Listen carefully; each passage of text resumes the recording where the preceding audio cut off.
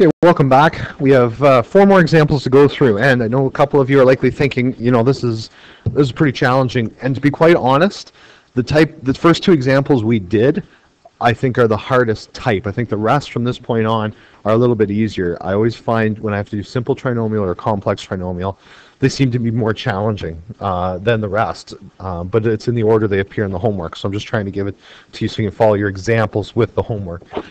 So we're looking at this one. It's 3 terms, but the problem this time, and maybe good news, is we have a cube.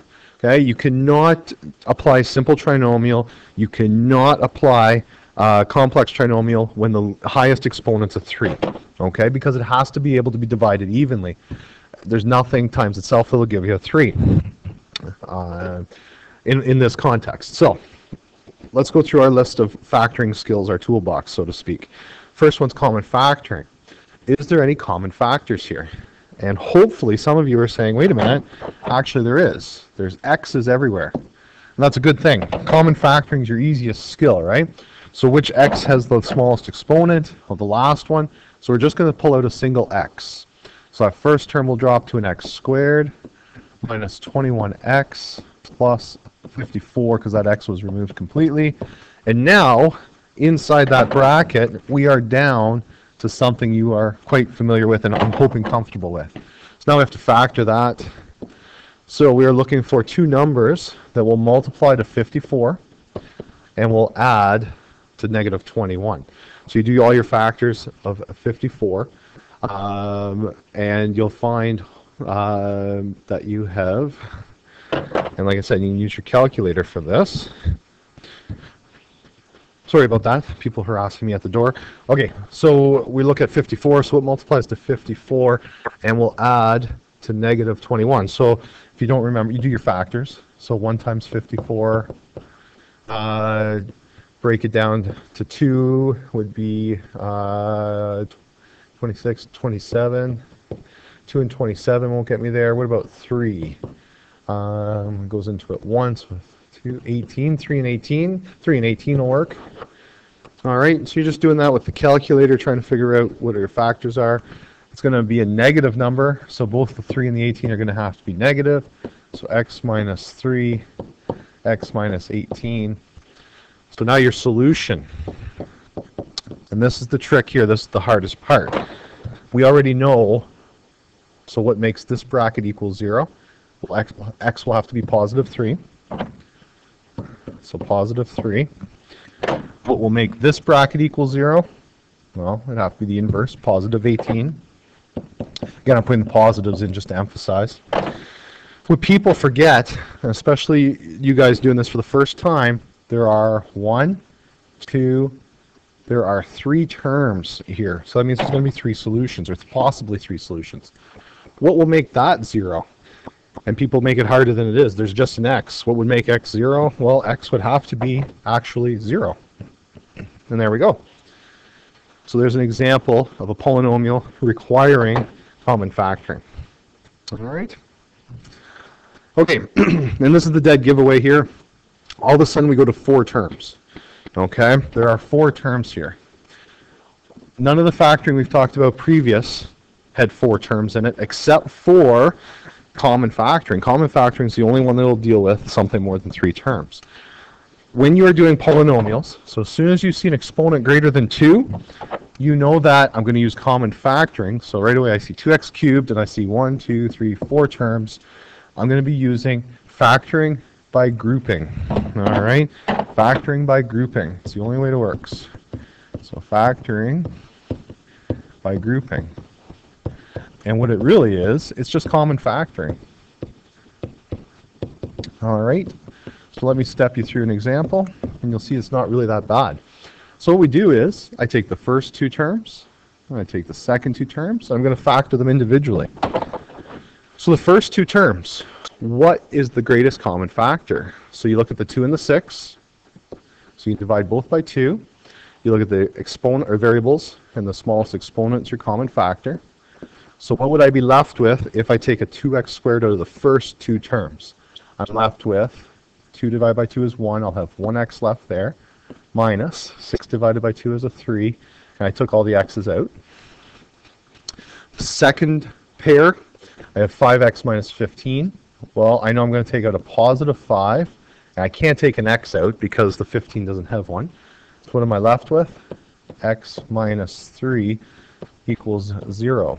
So some of you now are saying, I remember doing common factoring questions like this right here, this step right here, because there are now two terms, and I have two terms with like terms, the x minus 3, the x minus 3. So I'm going to common factor that x minus 3 out, and again, you probably don't want to do this with the note. If I take the x minus 3 out, what's left over?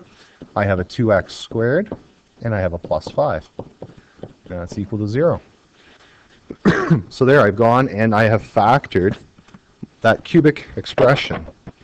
So to make this bracket 0, x would equal 3. So I don't even have to do the equation in this case. This one, 2x squared plus 5 equals 0. What would make that bracket equal 0? Well, we'll take 5 away from both sides. Going to divide by 2.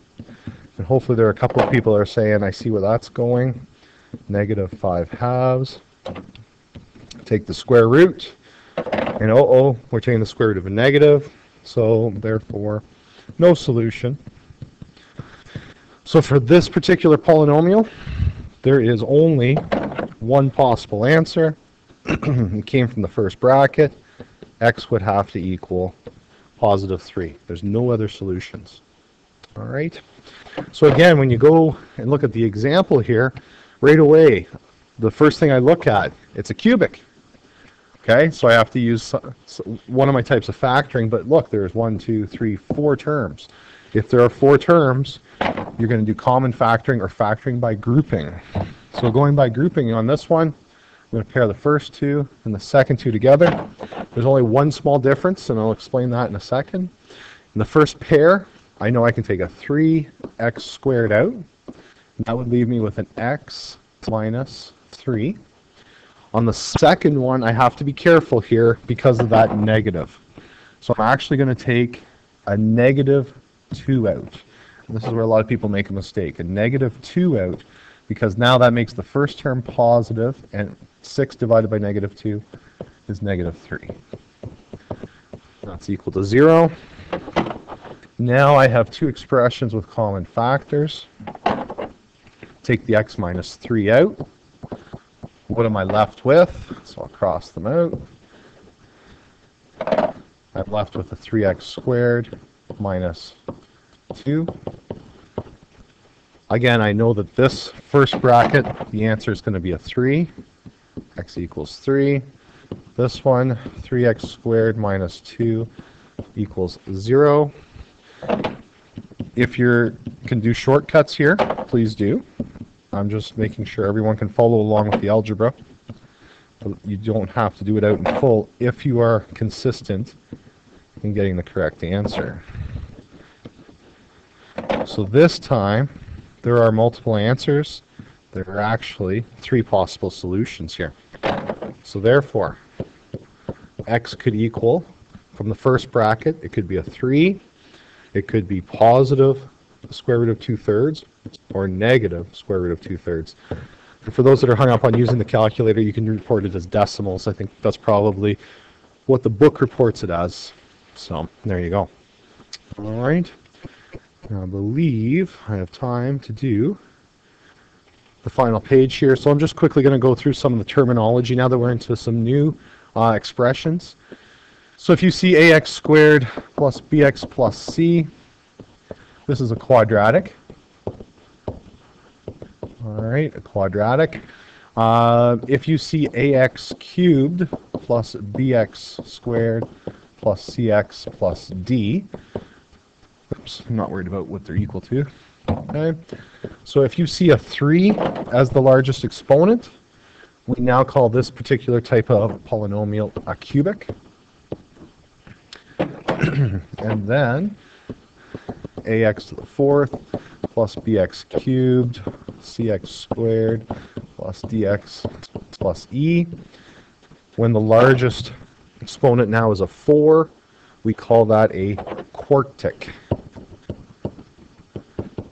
All right, and it's really only the first three that have special names, because as soon as we go ax to the fifth plus bx to the fourth plus dot dot dot plus f, okay, we now call this polynomial of degree 5. So polynomial